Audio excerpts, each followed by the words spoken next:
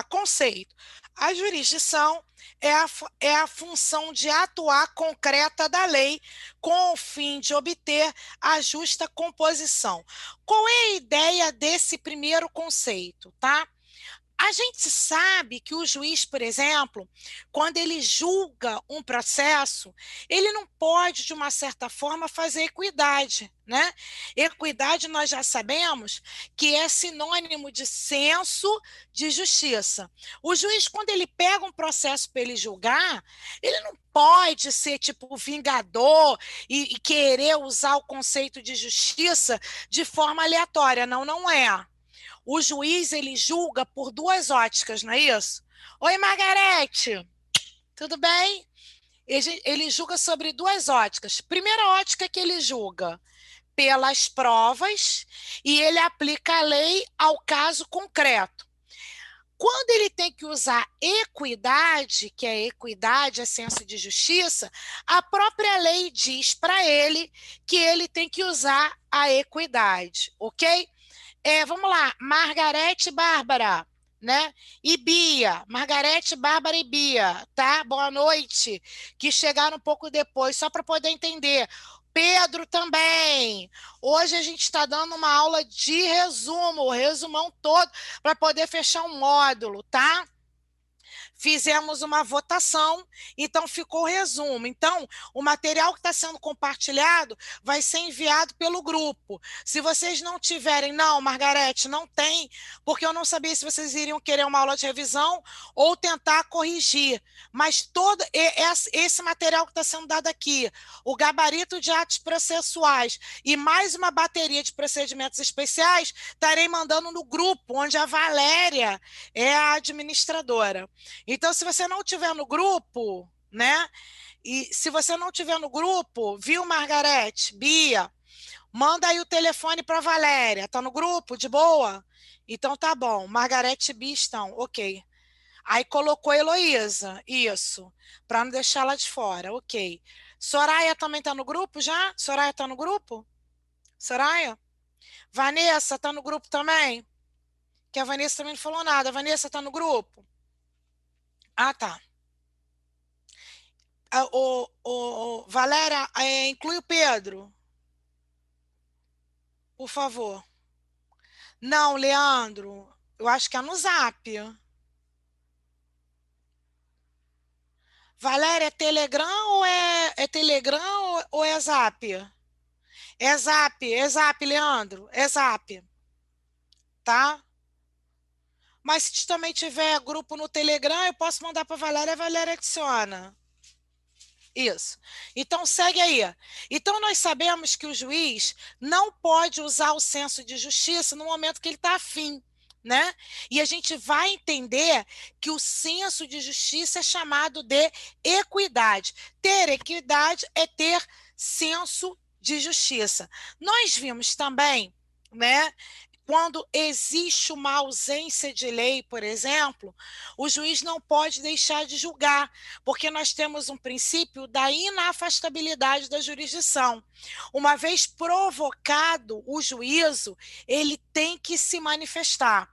Lembra comigo o seguinte, que às vezes o processo pode existir no plano da existência, mas às vezes ele não pode ser válido. Então a gente tem que ter existência e validade. Existência e validade.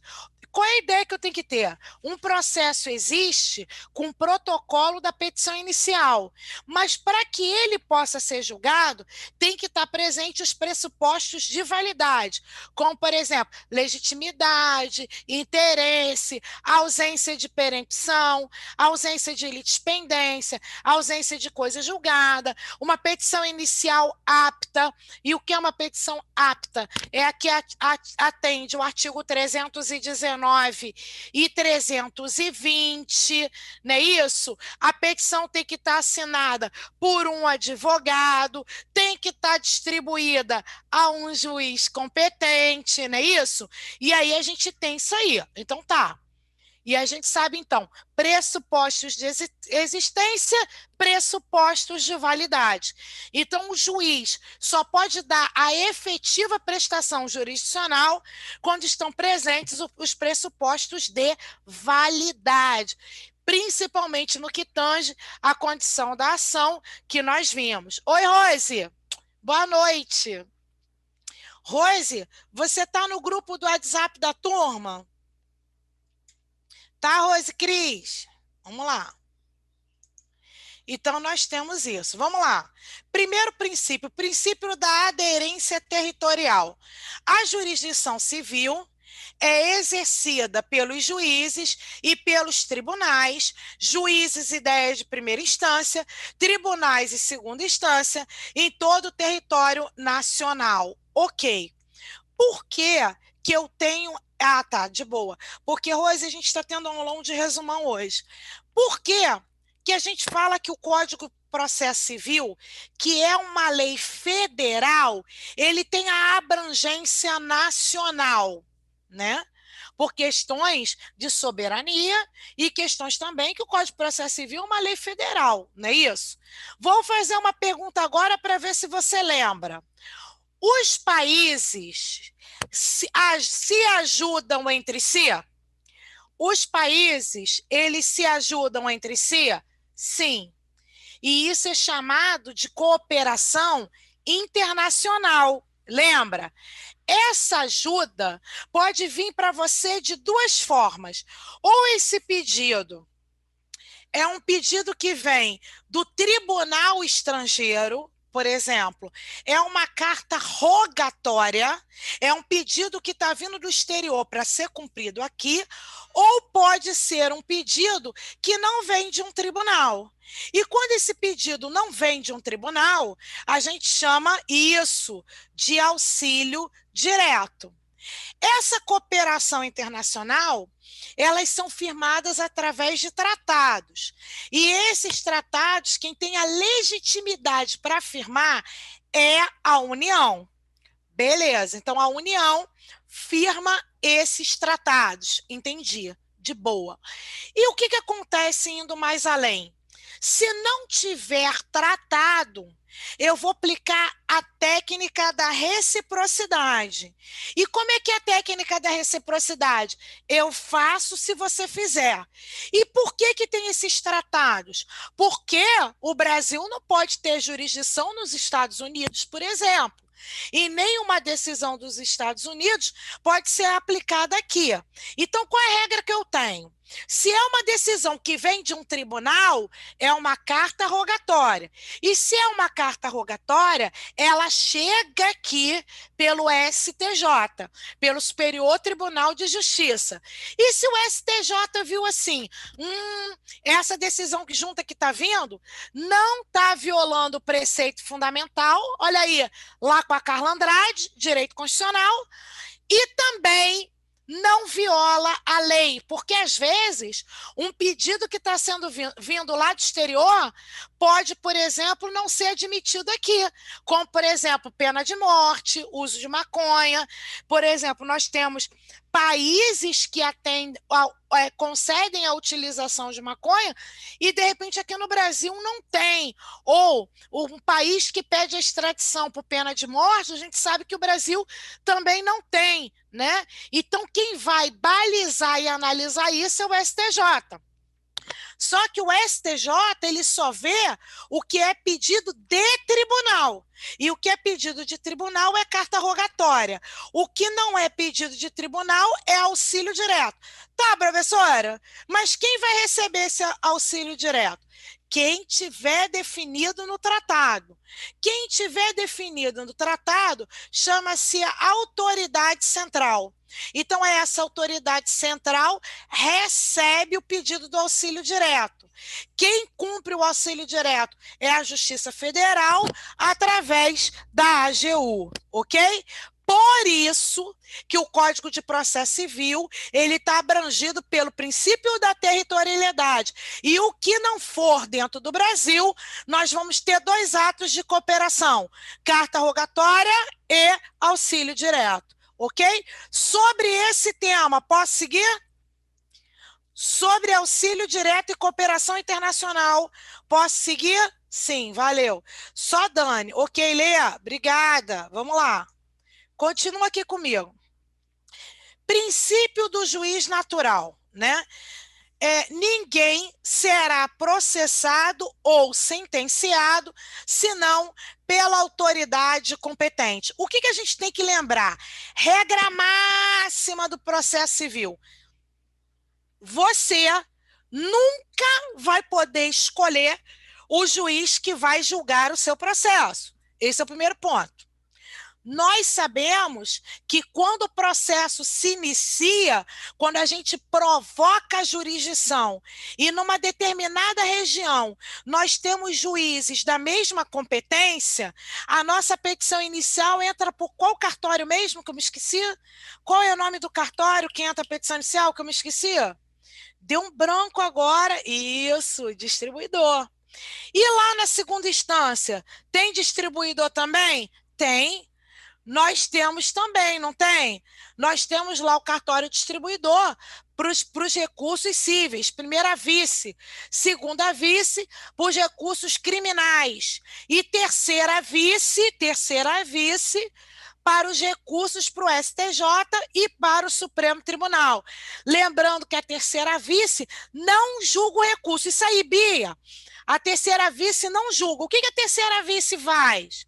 O que a terceira vice faz? Lembra comigo? Isso, mas como chama esse juízo? Isso, juízo de admissibilidade. Quando eu vou julgar, eu vou ter o juízo de mérito. Às vezes eu posso ter recursos que o próprio órgão julgador faz a admissibilidade e faz o mérito, como, por exemplo, na apelação e no agravo de instrumento. Mas no caso dos recursos que sobem para o STJ e para o Supremo, o recurso especial e extraordinário são feitos pela terceira vice-presidência. Qual é a ideia do juiz natural? A ideia nodal, qual é o foco do juiz natural?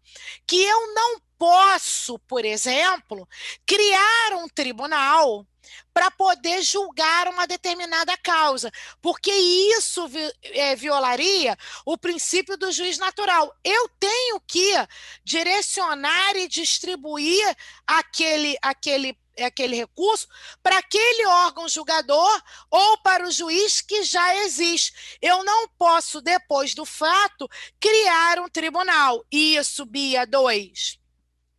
Pelo relator do Tribunal Superior e pela terceira vice. Isso aí, perfeito. Então, nós vamos ter essa ideia. E o que seria tribunal de exceção? E o que seria um tribunal de exceção? Tribunal de exceção é quando você é julgado por alguém que não é competente. Então, por exemplo, vamos usar aí o Lula, né? Isso. Vamos aí usar o Lula, por exemplo. Vamos imaginar que lá naquela história lá do triplex, em vez do processo não ter sido julgado pelo aquele juiz que está lá, né? Está lá firmado pela lei de organização de divisão judiciária, que está naquela comarca, na vara criminal, eu crio um tribunal especializado para julgar crimes de presidente. Não existe. Eu não posso criar um tribunal para fato, por exemplo, o fato aconteceu hoje, aí eu crio um tribunal daqui 2 meses. Não posso, porque isso violaria o princípio do juiz natural. Tá? E por isso que o processo, no caso do Lula, foi distribuído lá para Sérgio Moro, depois teve discussão de conflito, ok. Mas vamos lá, segue aí. Princípio da investidura. A função jurisdicional somente poderá ser exercida por quem for legalmente investido no cargo. Ok. Juízes de primeira instância se dividem em 2 modalidades. Quais são? Eles podem ser titular e podem ser substitutos. O titular é aquele que tem vitaliciedade e, na sua maioria das vezes, ele já é titular de uma vara, né? Ele tem vitaliciedade e ele também já é titular. Agora eu vou jogar uma pergunta para você. Uma sentença dada por um titular vale mais do que uma sentença dada por um juiz substituto? Ou você acha que tem o mesmo peso? Não, isso aí. Ambas têm isso, tem o mesmo peso. Ok, entendi. Isso, igual, mesmo peso. Isso aí, tranquilo. Ok. Se juízes só pode ser juiz porque passa no concurso, desembargadores, qual é o critério? Lembra aí comigo. Desembargadores podem ser juízes promovidos. Quais os dois critérios, Leandro? Fala aí para mim. O juiz é promovido por isso, merecimento e antiguidade. Ou indicados, quais os órgãos que indicam? Isso aí, perfeito. Lembra aí, OAB e MP, ok. Então, peraí, ó. Um defensor público, então, não pode ser desembargador? Um defensor público não pode ser desembargador? Pode, entra em qual lista? Da OAB. Tá? Isso aí, isso aí. Então, e como é que chama essa indicação em juridiquês? Como chama essa indicação? Lá no direito constitucional. Isso aí, quinto constitucional. Então, nós vamos ter juízes de primeira instância, ok. E os juízes ficam aonde, hein? Onde que ficam os juízes? Se falar no fórum, eu bato, hein? Nas comarcas, ok. Como chama a divisão de uma comarca? Diz para mim, Bia. Como chama uma divisão de uma comarca? Juizados, não.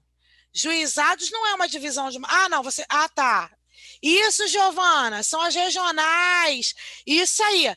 Diz aí para mim, cita aí para mim uma regional do Fórum Central. Que eu me esquecia. Hoje eu tô tão esquecida. Barra, Madu, isso aí. Leopoldina, Santa Cruz, não é isso? Taquara, isso aí, né? Bangu. Ai, Bia, Bia. Isso, bairro lindo de Cascadura, em homenagem à minha amiga Bia, né? Ruhu Madureira, regional de Madureira. Então, nós estamos lá, né? Então, nós temos uma regional. Aqui em Niterói, nós temos a região oceânica. Em São Gonçalo, a regional de Alcântara. Agora, uma pergunta para saber onde fica o juiz natural. Uma comarca é obrigado a ter uma regional ou pode? É obrigado ou pode? Pode, isso aí. Às vezes pode ter ou não. Sossô não está respondendo nada, por quê, Soraya? Vamos embora. Vamos lá, ok. Chega aí, ok, vamos lá. Princípio da indeclinabilidade. Nenhum juiz pode subtrair, né, do exercício da função. Nem o legislador pode restringir o acesso do poder judiciário. Princípio da inevitabilidade e recusabilidade. As partes estão sujeitas ao magistrado fornecido pelo Estado. Aí, agora me diz o que é isso aqui, hein? Suspeição e impedimento. O que significa isso? Ah, oh, desculpa, Sussu. Então vamos lá. O que significa impedimento e suspeição? Isso, fere a parcialidade do juiz. Vamos lá. Qual das duas o afastamento é obrigatório? Qual das duas vem assim? Impedimento, porque é mais parte. E aquele que o juiz pode recusar o seu processo? O juiz pode falar assim, tô com ranço. Pode. O ranço do juiz é o quê? Impedimento ou suspeição?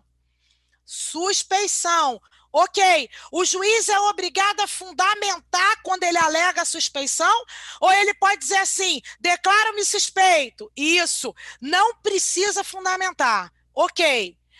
Mas, se eu quiser recusar o juiz, o nome da peça é exceção de impedimento, exceção de suspensão. Quem julga? O próprio juiz? Quem julga a exceção é o próprio juiz?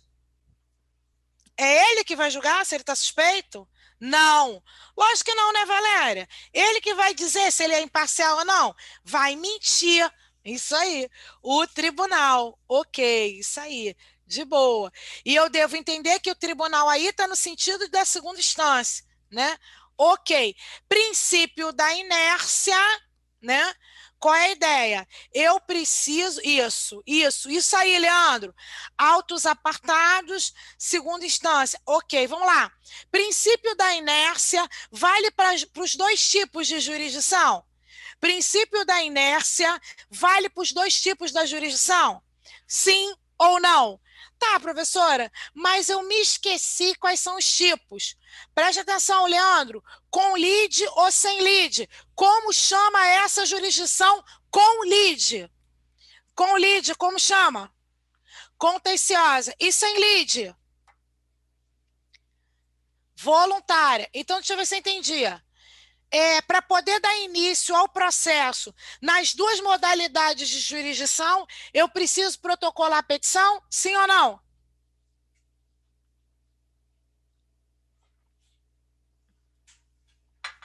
Preciso protocolar ou não? Sim, nas duas formas.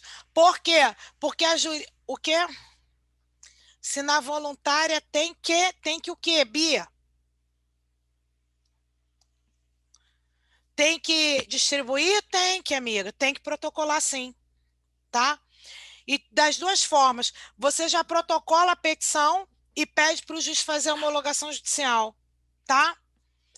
Ok? Então vamos lá, segue aí, vamos embora. Seguindo. Vamos lá, que bom que o povo está lembrando. Vamos lá. Princípio da correlação ou da relatividade. Esse princípio também pode aparecer para você como da distrição, a distrição e congruência, que ele aparece, né? Ok. O que quer dizer que o juiz deve julgar de acordo com o pedido? Ok. 3 vícios de sentença, lembra aí para mim. A sentença pode conter 3 vícios. Citra, que mais? Ultra, citra, ultra e extra, ok. Nome do recurso que corrige, extra, citra e ultra. Vamos lá, embargos. Isso aí, 5 dias úteis, ok. Quem julga os embargos? O próprio juiz, ok. E, nossa, Bia, ridícula, ó, Bia, arrasou, aqui, aqui, não vou nem falar, Bia, arrasou. Vamos lá. Os embargos de declaração têm efeitos suspensivos ou interruptivos?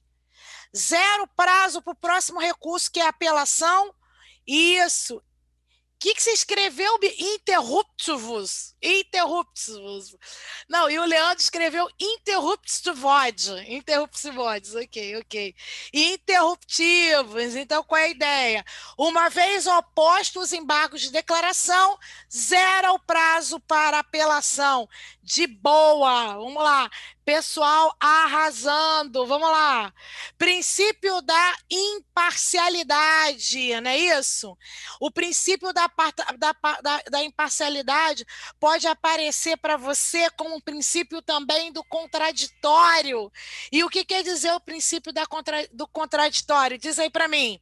O juiz não pode decidir sem antes não ter dado à outra parte a oportunidade de se manifestar e influenciar. Como funciona lá o princípio do contraditório?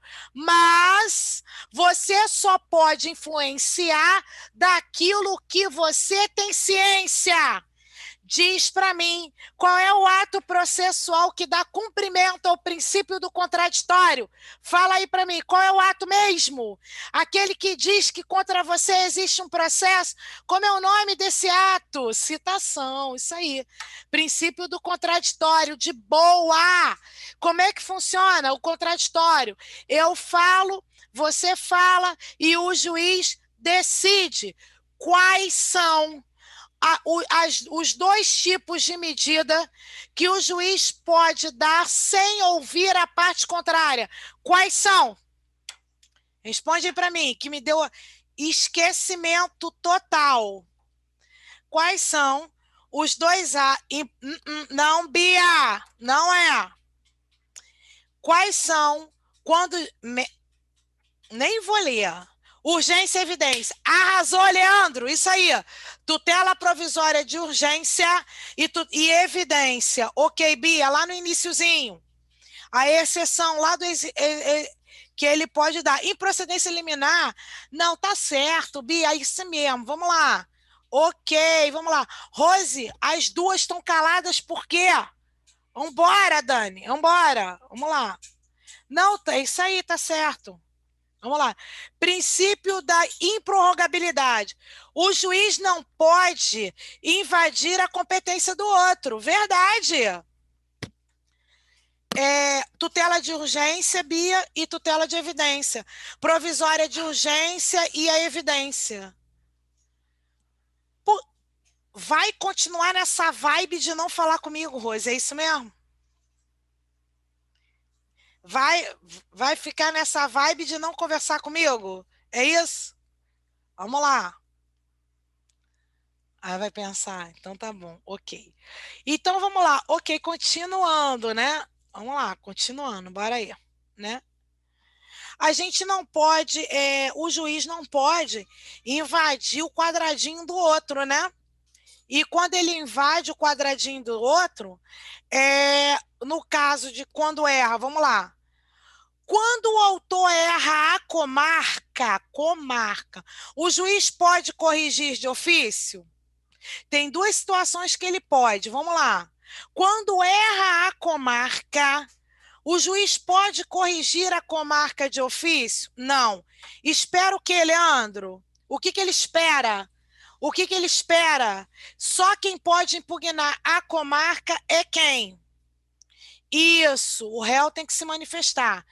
Mas como é que chama quando o réu não presta impugnação à comarca? A comarca está errada, ok? Mas o réu fala assim: tá errado, mas deixa. Isso. Prorrogação de competência. Duas situações que o juiz pode declinar de ofício. Quando erra de comarca para regional, ok?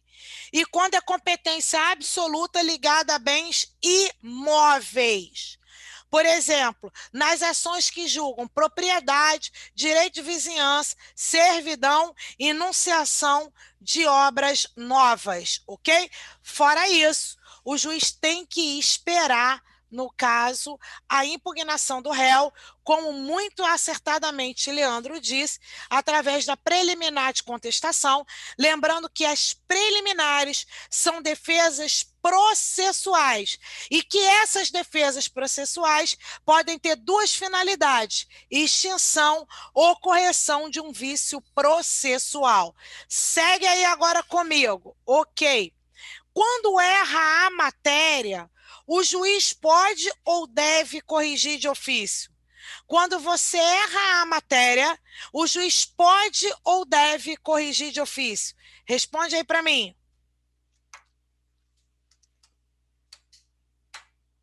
Deve, isso aí, vamos lá. Mas alguém vai no deve? Isso. Por quê? Porque a matéria é ordem pública. E tudo aquilo que é ordem pública, o juiz deve fazer a correção de ofício. Exemplo, errou a instância. Errou a instância. Errou a matéria. Legal, né? Em razão funcional, pessoas de direito público da esfera federal, Justiça Federal, não é isso? Qual é a vara dentro do TJ que é responsável por julgar ações cuja parte é o Estado e município? São os entes públicos, como chama? Que eu me esqueci. Fazenda Pública, não é isso? Como chama, como o código trata o AGU, o PGE e o PGM? A advocacia o quê? Pública, não é isso? Isso, entendi, lembrei. Mas quem faz parte da advocacia pública tem prazo dobrado? Quem faz parte da advocacia pública tem prazo dobrado? Tem. Quem mais tem prazo dobrado que eu me esquecia? Quem mais? Quais são as pessoas que mais... MP, Defensoria, quem mais? Tá faltando um. Dois. Lites. Lites para todo... Lites com diferentes... escritórios diferentes, advocacia diferente, mas tem mais um detalhe, Valéria. Isso, para poder dobrar, é para todo tipo de processo físico. Isso, Giovana, processo físico. Perfeito, tá faltando um. MP, Defensoria, LIT e Advocacia Pública. 4 pessoas que têm, então, o prazo dobrado, ok? Agora, deixa eu fazer uma pergunta. Os prazos que estão lá no Código de Processo Civil, a dobra, eles são simples, não é isso? E aí, quando eu tiver o MP e a advocacia pública, é que eu tenho que fazer a dobra de cabeça, né? Eu lembro que eu tenho que fazer essa dobra. Ok, vamos lá. E também devo lembrar que tem o pessoal, né, que faz núcleo de prática jurídica com convênio da Defensoria Pública. Esses também têm o prazo dobrado. Vamos lá. As duas modalidades de jurisdição que nós falamos, contenciosa e voluntária. A gente já sabe que a voluntária, a contenciosa com lide e a voluntária, ausência de lide. Tenho que saber que na contenciosa chama-se partes, autor e réu, e na voluntária eu vou ter o nome de interessados, né? Então, na jurisdição voluntária, eu não tenho autor e réu. Na jurisdição voluntária, eu tenho interessados. Nós também temos as duas modalidades de tribunais, né? Justiça especial é aquela especializada, é aquela que está na Constituição. Nós sabemos trabalho eleitoral e militar. E nós temos a jurisdição comum, que é formado pela Justiça Federal e TJs estaduais. Dentro desse tema, eu tenho que saber que Justiça do Trabalho eleitoral e federal fazem parte do Poder Judiciário da União. Aqui, ó. Logo, aonde está marcado de verde, eu tenho atuação de qual defensoria, né? No trabalho eleitoral militar e jurisdição federal, DPU, bem como Ministério Público da União, DPU e MPU. Nós já sabemos, né, que o MPU são chamados de procuradores da República, não é isso? República, e nós sabemos que o MPE são os procuradores de justiça. É um MPE, ok. Qual é o TJ que eu tenho que ter maior cuidado? Vamos lá. Agora, presta atenção agora que eu quero maior atenção. Distrito Federal é um estado? Distrito Federal é estado? Sim ou não? Distrito Federal é estado? Não, por quê? Primeiro, porque o artigo 223 diz que o Distrito Federal não é estado, ele não tem divisão de município. Isso aí, Bia. Quem é que organiza o Distrito Federal? Quem é que organiza o Distrito Federal? É a União, não é isso? Atenção agora que eu quero todo mundo de orelha em pé. Lá no Distrito Federal tem TJ? Tem!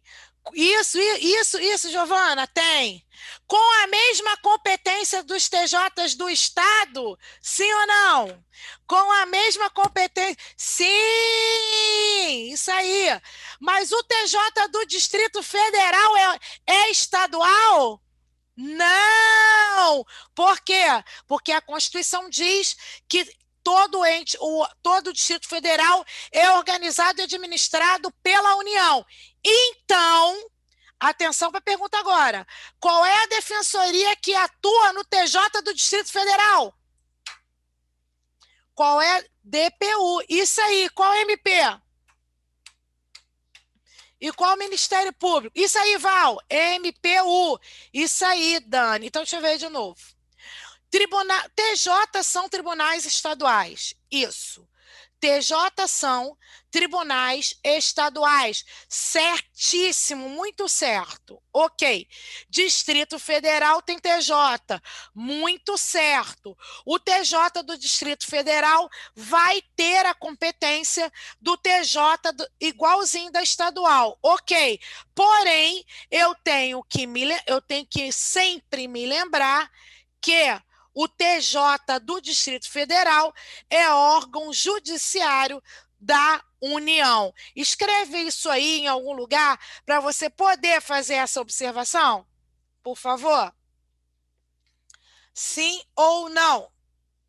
Posso seguir? Posso?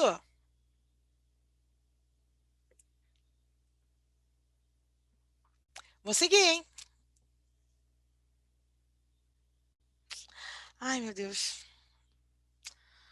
Ai, vambora.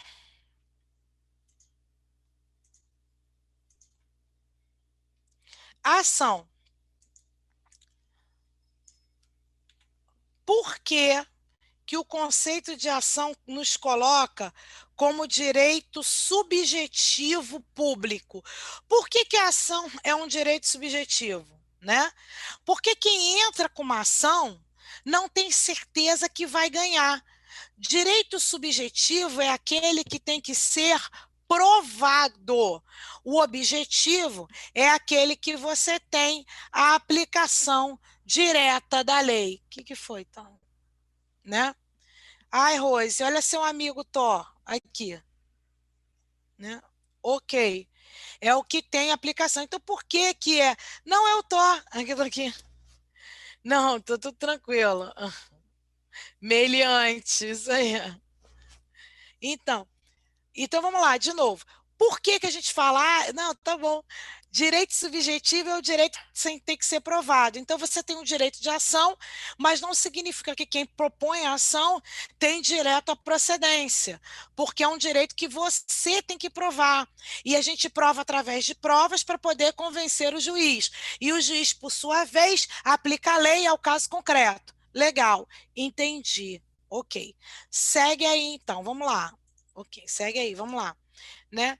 Para postular em juízo, é necessário ter interesse e legitimidade. O que é ter legitimidade? Ai, para, Valéria. Fica me esculachando mesmo. Daqui a pouco o Brito entra na minha aula, tá lá eu gritando, Gabriela! Né? Põe no mudo, mas a gente lê os áudios, beleza. Então, vamos lá. É, porque o que significa ter legitimidade? Legitimidade é ser o dono do direito. Ninguém pode pleitear direito alheio. É isso? É. E o interesse tem a ver com necessidade. Não é ter um ou outro, tem que ter os dois. Legitimidade e interesse. Legitimidade, titular do direito material. Interesse, necessidade. Eu tenho que ter o interesse, eu tenho que ter necessidade do processo, ok? E não é um ou outro, tem que estar presente os dois. Vamos lá. Ninguém poderá pleitear direito alheio em nome próprio, salvo quando autorizado pelo ordenamento jurídico. Esse ordenamento jurídico autoriza 4 pessoas a propor ação civil pública, que podem defender 2 modalidades de direitos, difusos e coletivos, né? Nome mesmo dessa ação, como chama? Ação civil que pública, não é? Uma ação civil pública, isso, defende 2 tipos de direito, difusos e coletivos. Leandro, me lembra qual dos dois é aquele que atende a sociedade como todo? Para toda a sociedade. Não tem médico, isso, difuso. Não tem médico na UPA, não tem ar-condicionado no busão, né? Ok, é o direito difuso. Covid, difuso ou coletivo? Covid, difuso ou coletivo? Difuso, com certeza. Toda a sociedade, não é isso? Todos terão que ser vacinados, é um sentido lato. E o coletivo? Atende um determinado grupo. Agora, complementa seus estudos e diz para mim quais são as quatro. Quatro, isso. Parte ou coletivo, isso. Quais são as quatro entidades, as quatro pessoas? Quem é que pode propor ação civil pública? Vamos lá. Esquecia. Isso, Leandro. MP e Defensoria. Tem dois. Tá faltando dois. Sindicato. Isso. E associações. No caso, então, de novo, isso, Dani, MP, Defensoria, Sindicato e Associação. Como chama essa legitimidade? Extraordinária ou ordinária?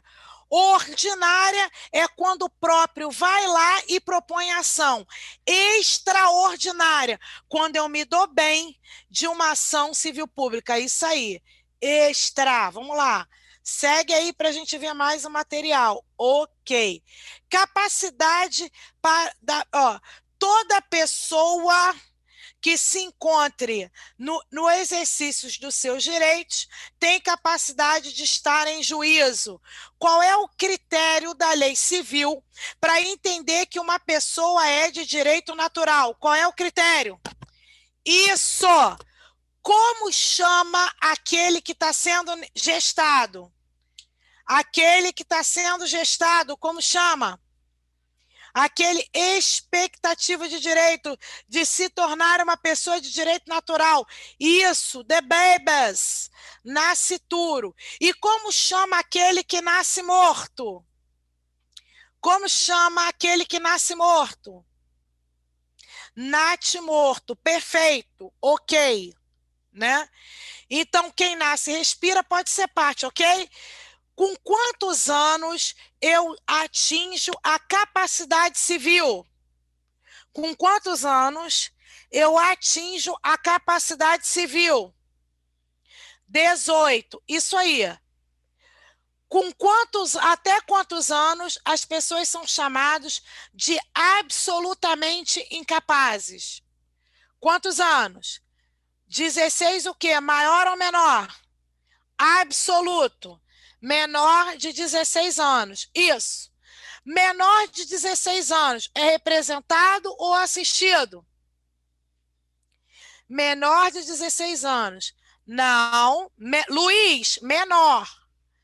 Atuação conjunta, atuação soberana, representado. E quando é assistido? Fala aí comigo. Quando é assistido? Relativo, perfeito. Qual a idade do relativo? Entre 16 e 18. Ok. Quem é que exerce o poder familiar nas crianças? Quem é que exerce o poder familiar? Os pais. E na ausência dos pais? E se não tiver pai, quem é que é? O tutor. E para pessoas maiores? Curador. Como chama... Isso, Luiz. Como chama o processo que declara uma pessoa incapaz? Como chama o processo que declara uma pessoa incapaz e nomeia um curador? Qual é o nome desse processo? Eu preciso fazer o que com essa pessoa? Para poder declarar interdição. Perfeito, Leandro. No processo de interdição é onde é nomeado um curador. Ok. Para finalizar, criança pode ser parte no processo? Pode. Interditados podem ser parte? Pode, desde que estejam representados ou assistidos pelos pais, tutor e curador. Lembrou? Sim ou não? Vambora. Nós vamos ter a figura do curador especial, que é um defensor público, ao incapaz se não tiver representante. Se o interesse do incapaz colidir com o do seu representante, ao réu revel preso, bem como ao réu revel citado por edital ou com hora certa. Ok. Pergunta de US$ 1 milhão. O que é revelia? O que foi, Valéria? Tá nesse credo por causa de quê? Isso, ausência de contestação. Vamos lá. Diz para mim, Leandro, qual é o efeito da revelia? O réu revel, qual é a penalidade que ele sofre? Diz aí para mim. Presunção de quê? De veracidade, não é isso? Presume-se veracidade. Isso aí. O que é citação por hora certa? Diz aí para mim. Citação por hora certa, lembra aí? Com hora marcada. Ok, mas é feita por quem? Pelo OJA. Ok. Pessoa se esconde, perfeito. Ele marca que no dia seguinte, né, no local e hora, ele vai comparecer. Ok. E o que é citação por edital? Citação por edital é o que mesmo? Que eu esquecia. Publica a citação onde? Onde que a notícia da citação é publicada? Isso aí, no Diário Oficial. Perfeito. Ok?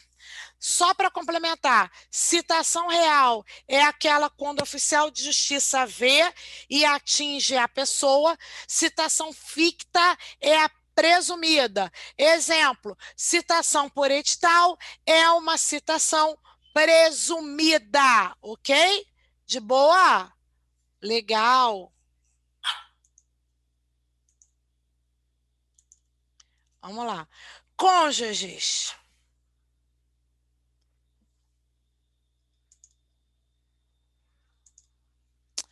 Gente,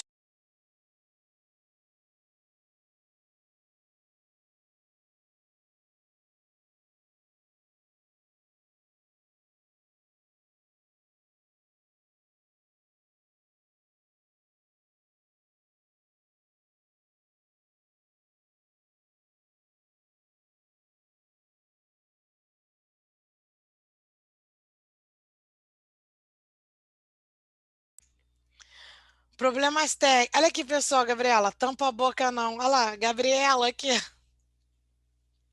Ai, gente, me desculpa, me desculpa. Tadinha aqui, pessoal fazendo sua defesa, Gabriela. Né? Pô, não dá, desculpa. Não precisa pedir desculpa, não. Nem tampando, a gente ouviu. Olha aí, né? Ah, mas não dá, o Thor é porque ele fica latindo, gente. Aí tem hora ele fica de boa e aí depois, né? Mostra aqui, Thor. Aqui, aqui, ó. Olha lá, ó. Aqui, ó. Olha lá ele, olha lá. A cara de sujeito. Não ria não, Leandro, é sério. É sério. Aí ela vai descer com ele para eu terminar. Não tenta disfarçar, não. Todo mundo já sabe. Aí, Gabriela. Poxa vida. Obrigada, Sô. Vamos lá. Ok. Pode, Lívia. Pode sim. A Lívia me perguntou se durante as férias forenses pode alguém ser citado. Vamos lá. Pode sim, porque o código diz, independente de autorização judicial, a citação pode ocorrer. Em que momento? Fora do horário de 6 às 8. Pode haver a citação e a intimação. Tá, Livinha? Lógico que pode. No recesso. Cuidado, Lívia, que a gente tem alguns processos que durante as férias forenses esses processos não suspendem. Como, por exemplo, nomeação e remoção de tutor e curador não suspende. Processo de alimentos também não suspende, e todas as modalidades, ação de despejo ligada às leis de locação, tá, Lívia? Então, esses processos, eles não suspendem. Agora, os que suspendem, eles podem ter. Ah, eu nem. Gente, vocês estão achando minha aula muito nível hard? É aula de revisão, gata. Ai, tô me sentindo culpada. Heloísa, fala você para mim que você é imparcial. Você tá achando eu muito malévola hoje? Poxa, eu tô tão fofa. Heloísa, diz aí sua opinião. Que a Heloísa, eu sei que ela vai me dar, Heloísa, a não, viu? Obrigada. Valéria, deixa de implicância. Heloísa, Giovana, tudo minha amiga, tá? Ok, então vamos lá. Seguindo aí, ó. Está tudo bem, ok. Vamos lá. Ah, não, Lívia, de nada, minha amiga. Pode perguntar sempre que você precisar, tá? Mas só tome a observação, Lívia, em relação a esses que não suspendem, tá? Esse vai direto, ok? Não é nada puxa-saco, Valéria. Para que Heloísa é minha best. Para de palhaçada. Vamos lá. Ok. O curador especial nós já passamos. Cônjuges demandam juntos, né?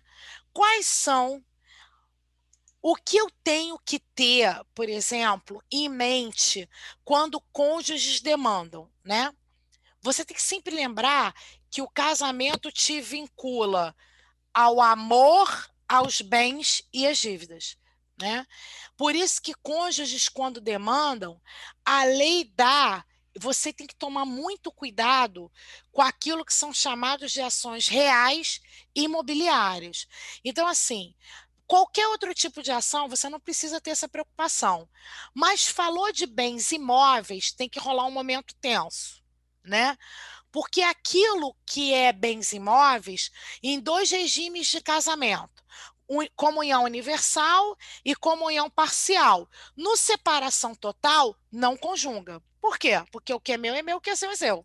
Beleza. Mas não é só nas ações de bens imóveis que tem essa parceria. Por exemplo, um cônjuge pegou empréstimo a bem da família, responde os dois, né?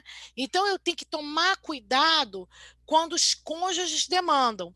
E eu ainda tenho que colocar mais cuidado porque o código equipara a união estável. Ele vai e faz essa equiparação à união estável. Então qual é a regra? Se é ação de direito real e o cônjuge está no polo autor.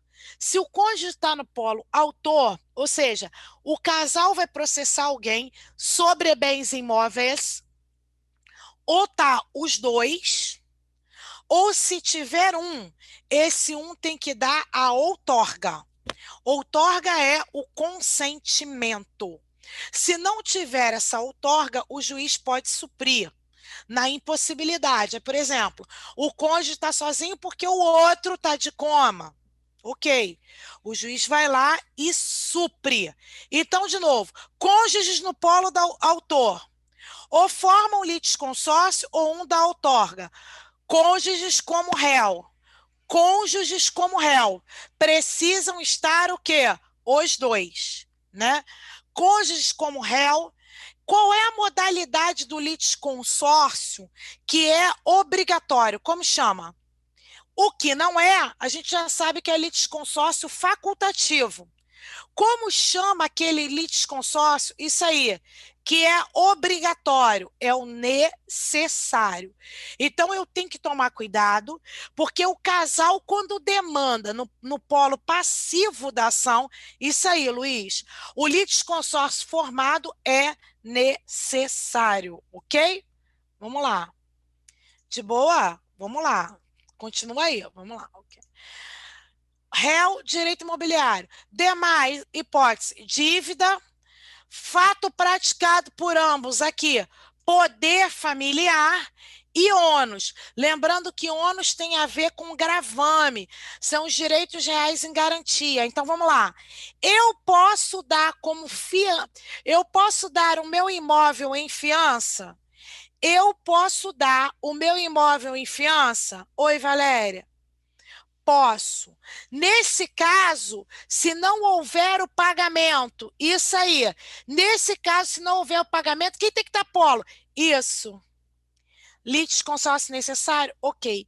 O litisconsórcio necessário é quando a lei diz que é obrigatória a formação. Então, aqui, Valéria, casal no polo autor, facultativo. Casal no polo réu, passivo, necessário. Em qualquer tipo de ação? Não. Somente nas ações reais, onde se discute propriedade de bens imóveis. Vamos repetir? Vamos lá. Cônjuge no autor, litisconsórcio obrigatório ou facultativo? Cônjuge no polo autor, litisconsórcio facultativo? Isso. Facultativo. Isso aí. Casal agora réu, a ação de bens imóveis, facultativo ou necessário? Isso aí, necessário. Isso aí. Ok. O que você acha que pode acontecer se na petição inicial a ação foi contra casal, mas eu só chamei um, não é isso? Pode ser uma causa de indeferimento? Pode ser uma causa de indeferimento, sim ou não? Isso, pode. O indeferimento é uma sentença com mérito ou sem mérito? O indeferimento é uma sentença com mérito ou sem mérito? Isso aí, sem mérito. Ok. Isso aí. Parou de responder, Leandro?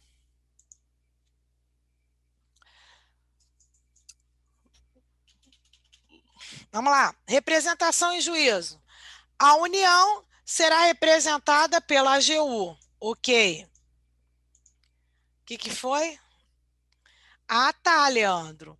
Que de repente ficou no limbo, ficou assim, sem falar nada comigo, né? Pedro hoje tá também quietinho, não sei o que foi, né? Ok. Vamos lá.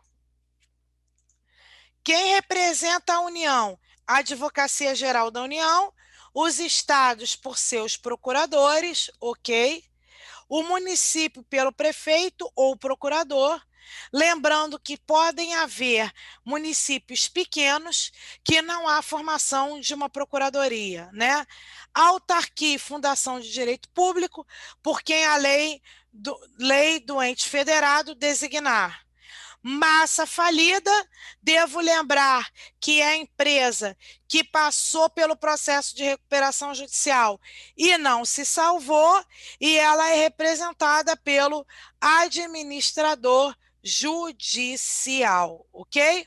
Devo lembrar que a herança jacente ou vacante está no sentido de que eu tenho herdeiros, né? Ou eu tenho bens, alguém morre, deixa bens, mas não tem herdeiros. E aí, quem é que vai recorrer, quem vai catar é o município, né? Herança jacente ou vacante, ela é representada pelo seu curador. O espólio pelo inventariante, lembrando que o inventariante na maioria das vezes, ela é representada pelos herdeiros, né? Ok? Mas pode ter um inventariante que não é herdeiro. Nós vamos ter a figura do inventariante dativo ou o inventariante judicial, devendo lembrar que o inventariante dativo é aquele que não é remunerado, ok? Então você lembrou aí da relação no caso do espólio, né? Ok. Quando inventariante, ok, a pessoa jurídica, porque seus respectivos atos constitutivos designarem, se nos atos constitutivos não disser, serão por seus diretores, lembrando que essa pessoa é que vai poder assinar procuração para o advogado. A procuração da PJ, ela tem que ser otorgada pelo sócio que tem a gerência da sociedade. Ah, professora, pode ser os dois? Não. Às vezes no contrato social está dizendo assim, os sócios podem atuar conjuntamente, ou separadamente, ou a gestão da sociedade vai ser por alguém de fora. Essa pessoa que lhe couber a administração da sociedade, é essa que outorga a procuração para o advogado, ok? Vamos lá. Continuando, a sociedade regular e outros entes organizados sem personalidade jurídica pela pessoa a quem couber a administração do bem. A pessoa jurídica pelo estrangeiro, aí a observação ao condomínio pelo administrador ou síndico, lembrando que a gestão do condomínio necessariamente não precisa ser por um condômino. Nós temos aí relacionado ao condomínio a pessoa do síndico profissional, né? Mas em regra, preferencialmente aquele que rege o condomínio, em regra é condômino, né? Tem aquelas pessoas chatas, por exemplo, que fazem parte do conselho, né? Como, por exemplo, Rose, né? Ok, que é aquela pessoa que cria, né? Aquela pessoa que fica enchendo o saco do síndico, ok? Né? E essa pessoa aí fazem parte. A administração do condomínio pode se dar por um órgão colegiado? Sim, né? Mas a gente também tem que entender que condomínio é relação entre proprietários, e é por isso que o inquilino não vota. Legal? Entes despersonalizados são entes que não são nem pessoas naturais e nem pessoas jurídicas.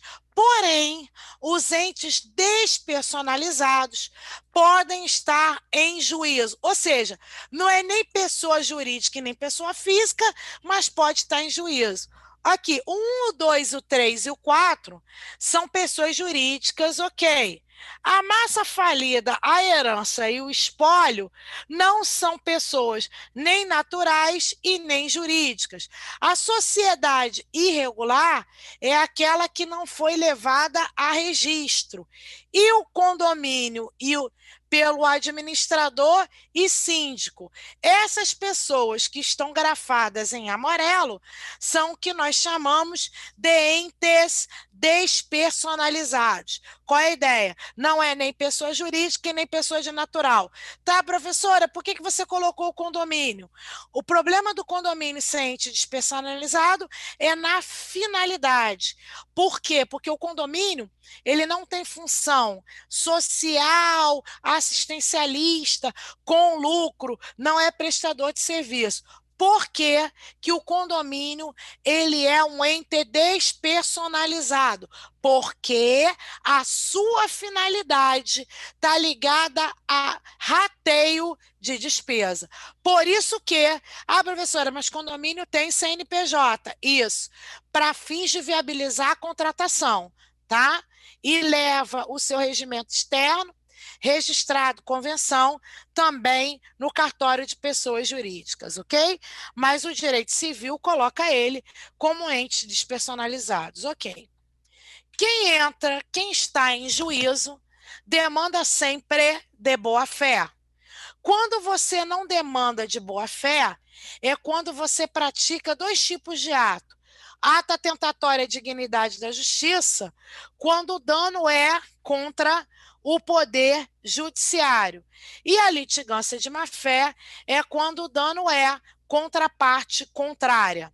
Quando o juiz está da frente de um ato atentatório, como, por exemplo, faltar audiência de conciliação e mediação, ou pode ser também não cumprir com a exatidão os atos judiciais, fugir do oficial de justiça, o juiz te multa em até 20% o valor da causa. E por que tem esses 10 salários mínimos?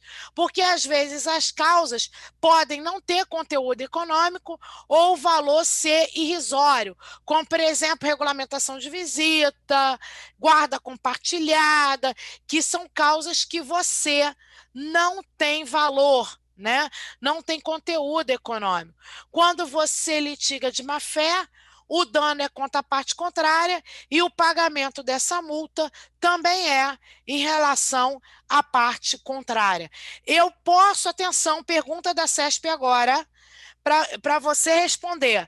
Só porque um pedido é julgado improcedente, significa que a parte litigou de má-fé?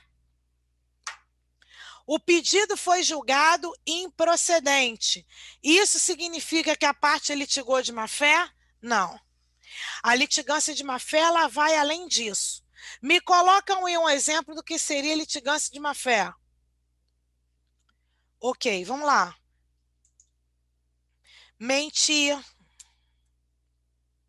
Isso, Leandra. Que mais? Falsificar documento, né? Ato procrastinatório. A gente vai ter muito. Vamos lá.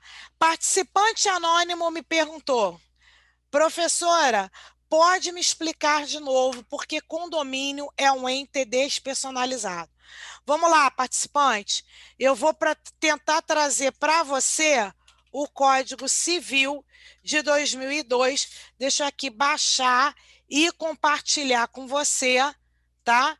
Para que você possa saber, né, das pessoas privadas. Me dá aí 2 minutos que eu vou abrir para poder te dar, né? Opa, privada, né? Ok, calma aí, só um minutinho. Só um minutinho que eu vou aqui, né? Vou aqui mostrar para você e eu vou colocar para você, né, quais são as pessoas de direito público e pessoas de direito privado que a gente vai ter, né? E dentro desse capítulo, né, você vai ver o porquê, porque está ligada às finalidades. Vamos lá que eu vou compartilhar agora, vamos lá. Irei compartilhar, vamos lá. Esse aqui é o Código Civil, tá?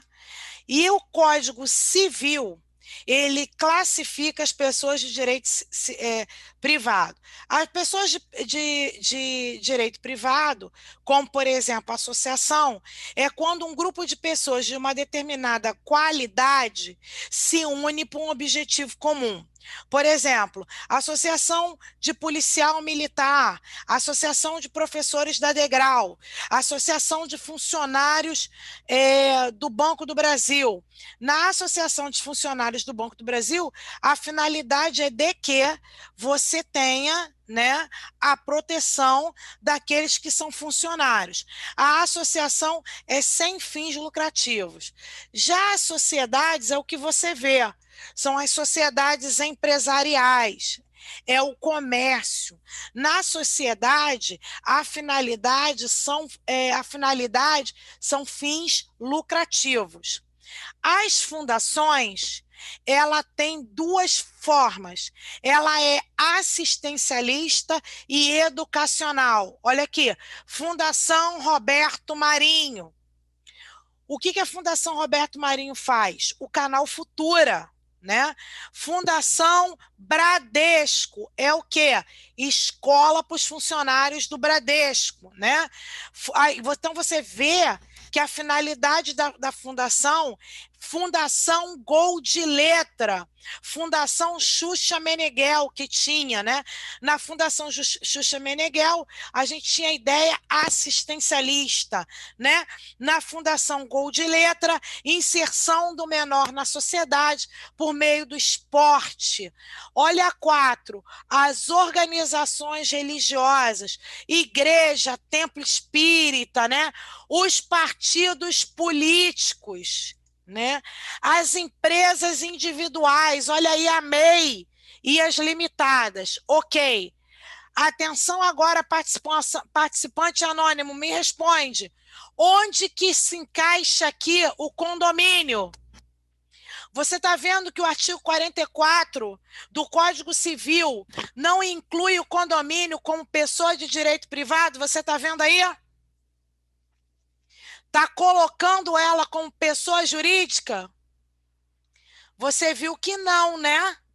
O condomínio, então, ele não tem função de lucro, não tem função de representação de uma determinada categoria, não é assistencialista, não é educacional, não é ideais políticos, não é organização religiosa. O que é, por que que eu crio o condomínio? Apenas para ratear o quê? Despesa. O condomínio é criado para rateio de despesa. Por isso que ele é um ente despersonalizado. Ok? Vamos lá. Foi? Então, diz para mim, posso seguir? Eu posso seguir ou ficou de boa?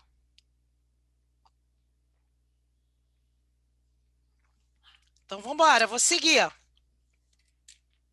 Tá? Então, vamos lá. Calma aí que tá entrando. Ok, de nada. Beijo. Vamos lá. Então, vamos lá. Seguindo.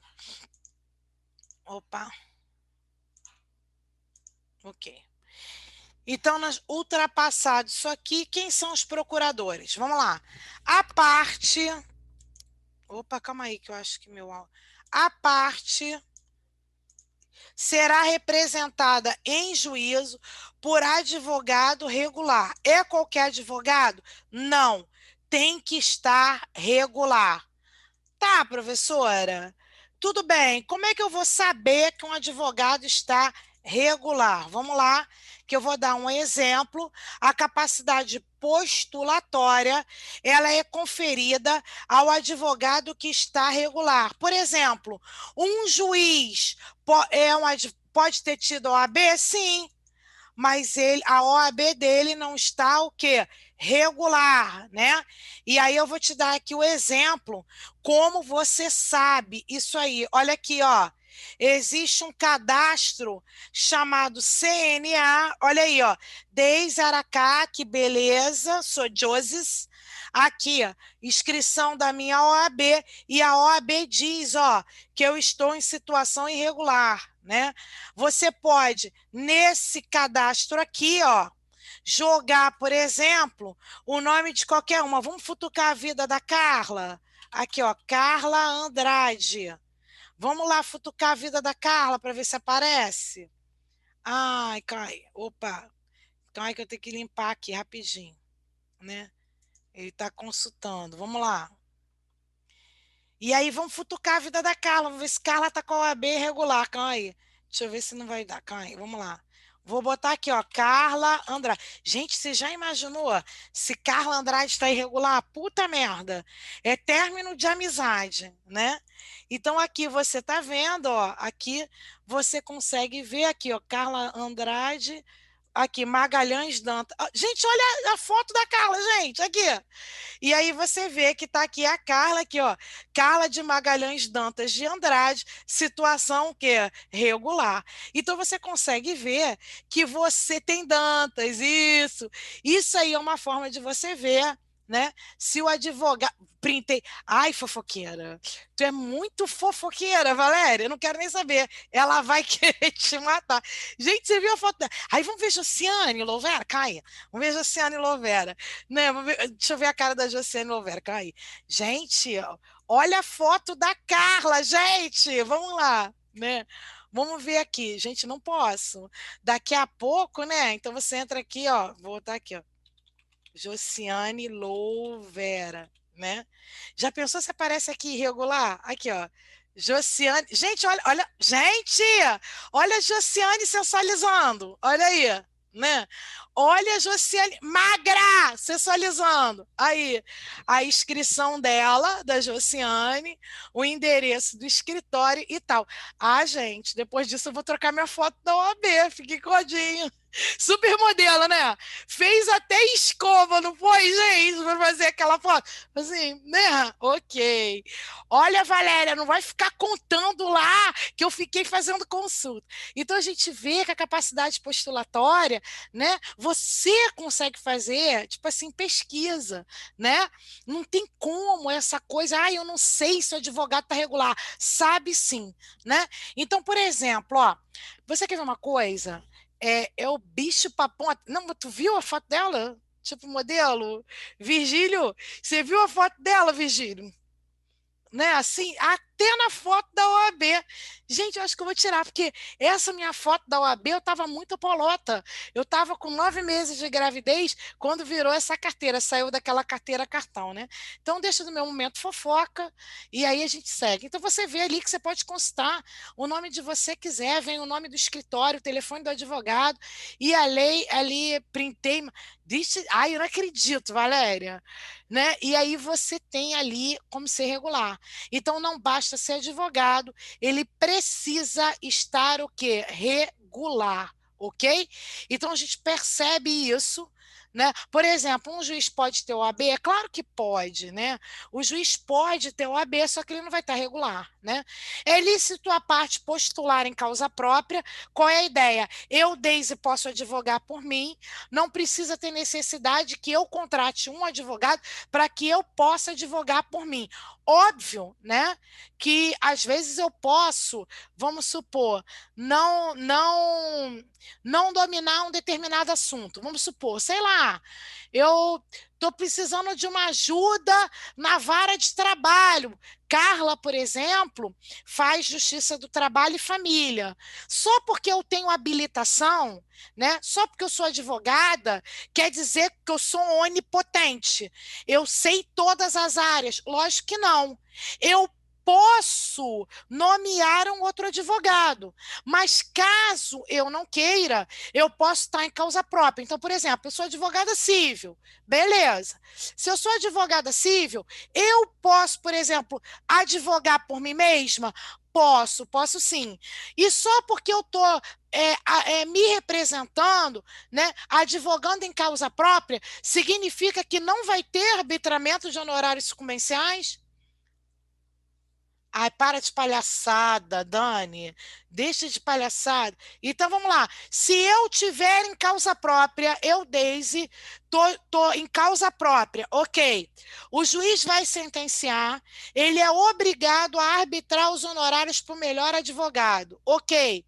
Só porque eu estou em causa própria, eu não vou ter direito a esses honorários sucumbenciais? Sim ou não? O que que você acha?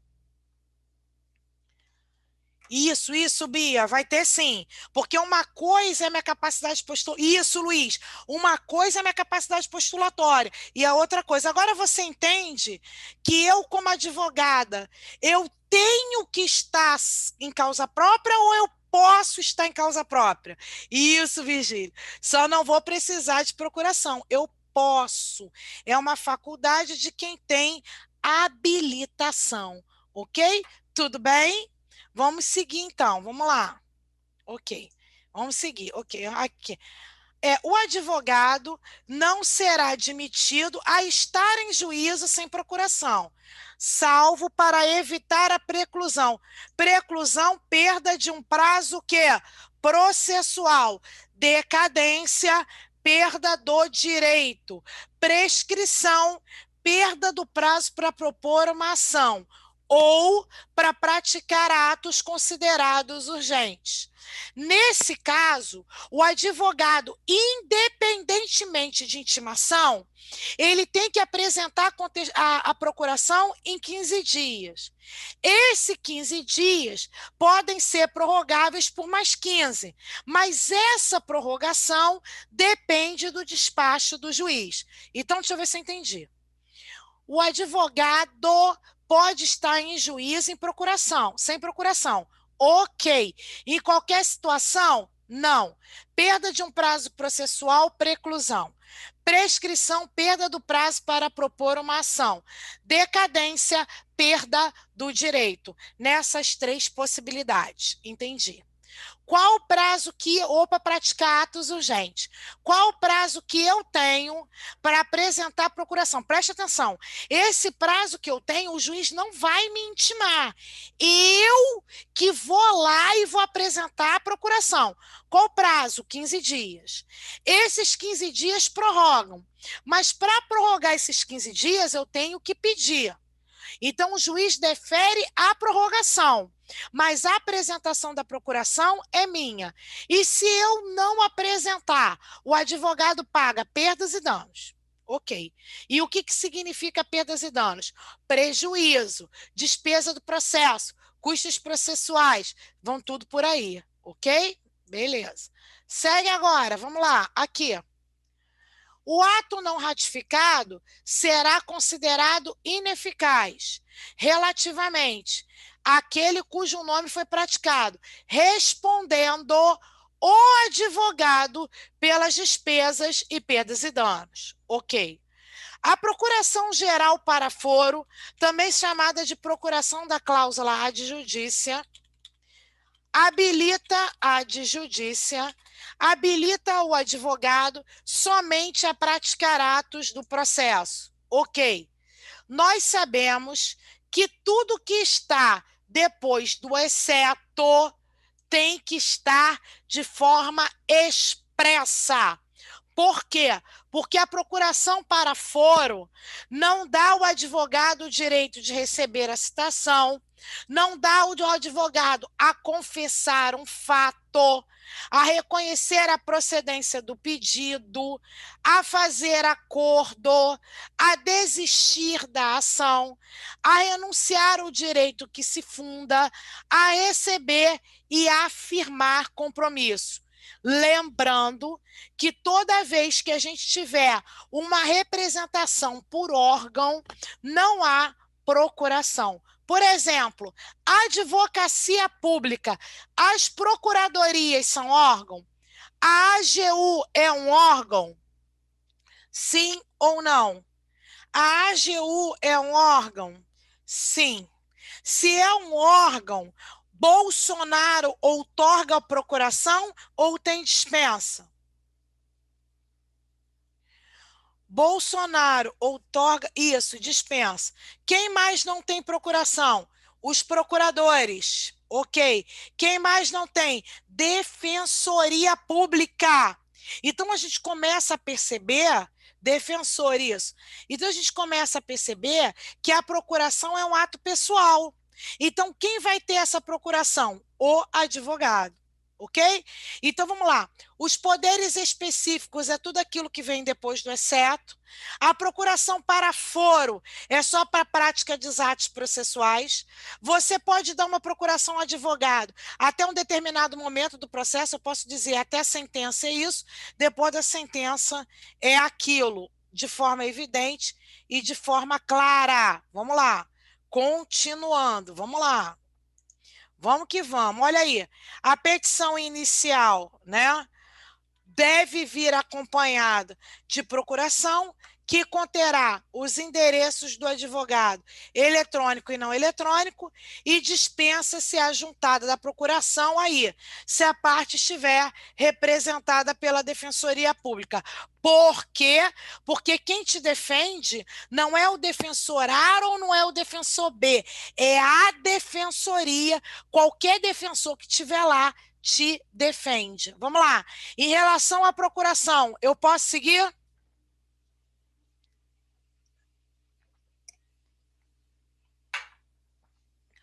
Posso? Ok. Vamos lá.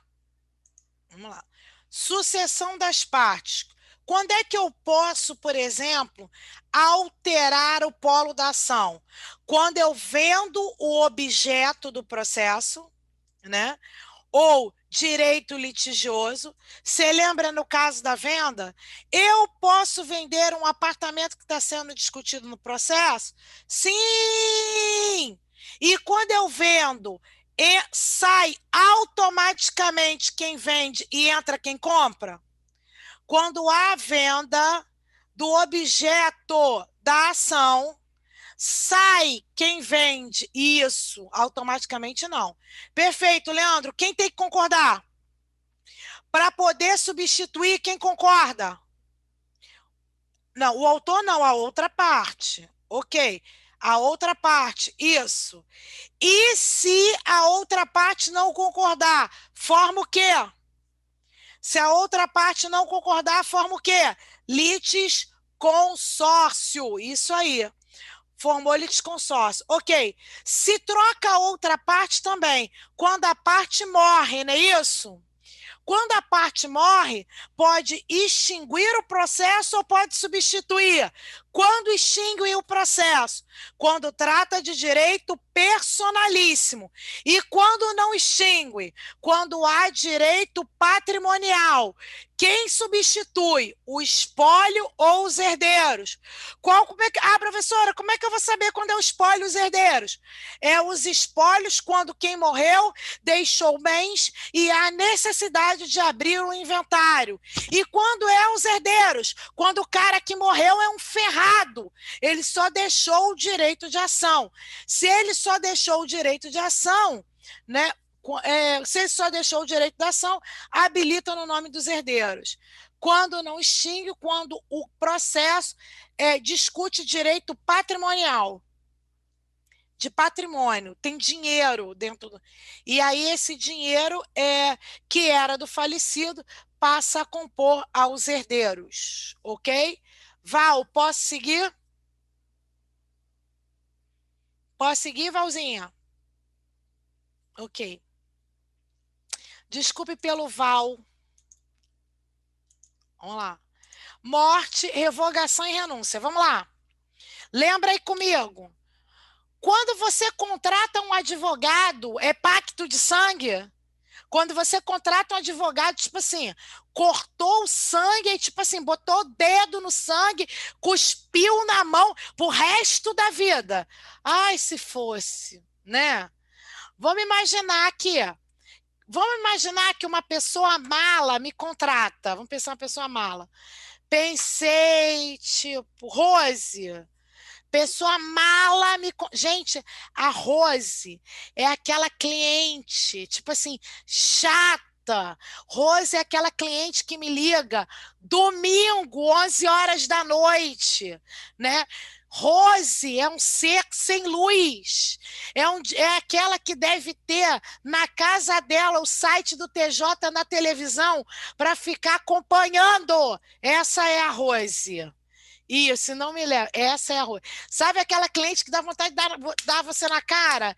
E quando é divórcio, que faz você de psicólogo?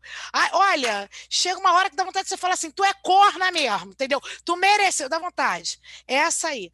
Aí eu, como advogada, eu, Daisy, não quero mais ficar com essa mala, que é a Rose. Né? Sabe aquela Rose, aquela cliente chata? Caraca, não quero mais a Rose. O que que eu, Daisy, tenho que me fazer? O que que eu, Daisy, advogada, tenho que fazer para me livrar da Rose chata?